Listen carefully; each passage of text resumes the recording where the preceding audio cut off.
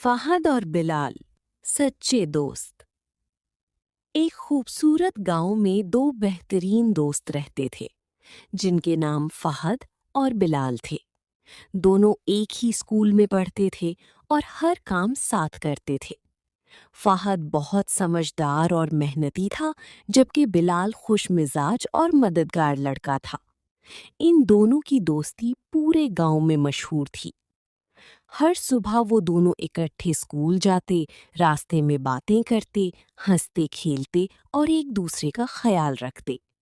अगर फहद को कोई सबक समझ ना आता तो बिलाल उसे समझाता, और अगर बिलाल को मुश्किल पेश आती तो फहद फौरन उसकी मदद करता। एक दिन स्कूल में उस्ताद ने ऐलान किया कि अगले हफ्ते एक मुकाबला होगा जिसमें बच्चों को एक खूबसूरत मॉडल या प्रोजेक्ट बनाकर लाना होगा। जो भी बेहतरीन होगा उसे इनाम मिलेगा। फहद और बिलाल दोनों बहुत खुश हुए और उन्होंने फैसला किया कि वो मिलकर एक बेहतरीन प्रोजेक्ट बनाएंगे। उस शाम वो दोनों फहद के घर जमा हुए और काम शुरू किया। उन्होंने एक खूबसूरत गांव का मॉडल बनाने का सोचा। फहद नक्शा बनाने लगा और बिलाल रंग और सजावट करने लगा।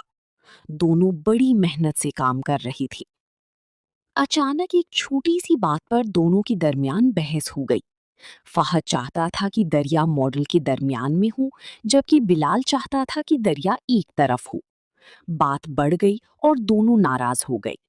बिलाल गुस्से में घर चला गया और फहद भी उदास होकर बैठ गया। अगले दिन स्कूल में दोनों ने एक दूसरे से बात नहीं की। उनकी दोस्ती में पहली बार खामोशी आ गई थी।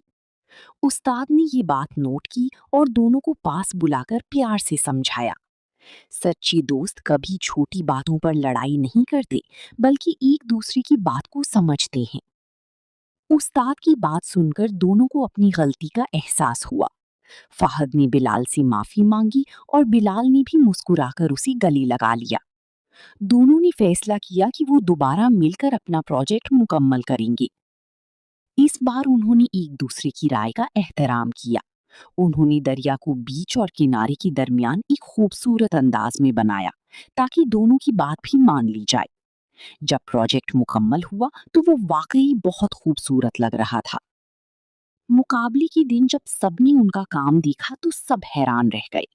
उस्ताद ने उनकी मेहनत और दोस्ती की तारीफ की और उन्हें पहला इनाम दिया। फहद और बिलाल बहुत खुश थे, लेकिन उनके लिए सबसे बड़ी खुशी उनकी दोस्ती थी। उन्होंने सीखा कि सच्ची दोस्ती में प्यार, बर्दाश्त और एक दूसरे की बात सुनना बहुत जरूरी होता है। सबक: